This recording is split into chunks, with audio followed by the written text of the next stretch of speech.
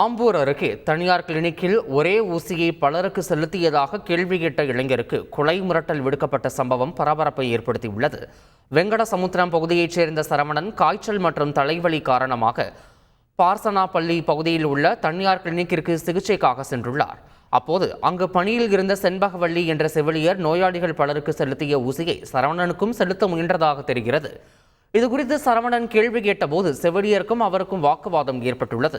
இதனையடுத்து செல்போனில் தொடர்பு கொண்ட செவிலியர் தரப்பினர் சரவணனுக்கு கொலை மிரட்டல் விடுத்ததால் பரபரப்பு ஏற்பட்டது. நீங்க என்ன டாக்டரா? நீங்க நான் போலி டாக்டர்னு நான் போடுவேன். போடு. நீங்க என்ன டாக்டரா? நீங்க பிஎஸ்சி நீங்க பிஎஸ்சி நர்சிங் படிச்சுட்டு எதுங்கண்ணா கேக்குறீங்க? வெங்கசம்ல எந்த தெருவில் இருக்கீங்க? உங்க அப்பாவு பேர் என்ன? காசிநாதன். எங்க அப்பா பேரு. உங்க அப்பா பேர் காசிநாதனா? ஆமா. எந்த தெருவில் இருக்கிறா? வெங்கசம் தெரு கூட்டுரோட்ல தான் இருக்கிறேன் நான் இப்போ. வெங்கசம் கூட்டுரோட்ல தான் இருக்கிறேன். இது பேசுறாங்க இருக்கு போந்த ஆளு உங்ககிட்ட. போலி டாக்டர்னு தெரிஞ்சு நீ ஏன்டா வர? நான் போலி டாக்டரா? ஆமா, நீங்க போலி முறையா படிச்சு டிப்ளமோ சர்டிபிகேட் வாங்கி அங்க வச்சு பர்மிஷன் வாங்கி எல்லார்கிட்டயும் பண்ணுகிறேன். டிப்ளமோ நர்சிங் படிச்சு கிளினிக் வைக்கலாமா?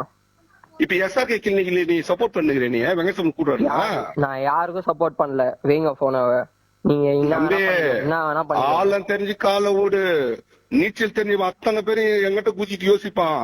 நீங்க அவ்வளவு வேற மாதிரி பண்றேன் சொல்றேன். நீங்க என்ன வேணா பண்ணிக்கோங்க. இதனிடையே சரவணன் இந்திய குடியரசுக் கட்சியில் இருப்பதாகவும் நோயாளிகளுக்கு சிகிச்சை அளிக்க வேண்டும் எனில் தனக்கு பணம் கொடுக்க வேண்டும் என கூறி மிரட்டியதாகவும் செவிலியர் செண்பகவள்ளி தெரிவித்துள்ளார். மேலும் இது தொடர்பாக காவல் நிலையத்தில் முறையாக புகார் அளிக்க உள்ளதாகவும் கூறினார். ஆமா சார், ஆமா. சும்மா அந்த ஏதோ வில்லேஜ்ல இருக்கிறவங்களுக்கு, வயசானவங்களுக்கு, சுகர் பேஷண்ட்டுக்கு அந்த மாதிரி வர்றவங்களுக்கு எல்லாம் நான் ட்ரெஸ்ஸிங் பண்ணிட்டு இருக்கேன் சார். நீங்க ஏதாவது இந்த வெளியில போயிட்டு பெரிய பெரிய டாக்டர் எல்லாம் பார்த்துட்டு ஏதாவது பிரிஸ்கிரிப்ஷன் எழுதி அதுல இன்ஜெக்ஷன் என்னென்ன எழுதி எடுத்துட்டு வராங்களோ எல்லாம் வாங்கிட்டு வந்துருவாங்க. அவங்க வாங்கிட்டு வர்றவங்களுக்கு நான் உங்களுக்கு அது என்ன அந்த பிரிஸ்கிரிப்ஷன் பார்த்துட்டு நான் அதுல வாங்கிட்டு வரும்போது அந்த இன்ஜெக்ஷனை பண்ணி விடுவோம் சார். இவ்வளவுதான் நான் பண்ணிட்டு இருக்கேன். இத வந்துட்டு அவர் வந்து ரெகுலரா வர்ற மாதிரி எனக்கு மாசானா ஒரு 10,000 கொடுங்க, வந்துட்டு சரி பண்ணிக்கிறேன். நான் வந்து இளைஞர் அணி கட்சி செயலாளர். நான் மீடியால இருக்கேன், போலீஸ் எல்லாம் நம்ம கையில இருக்கு.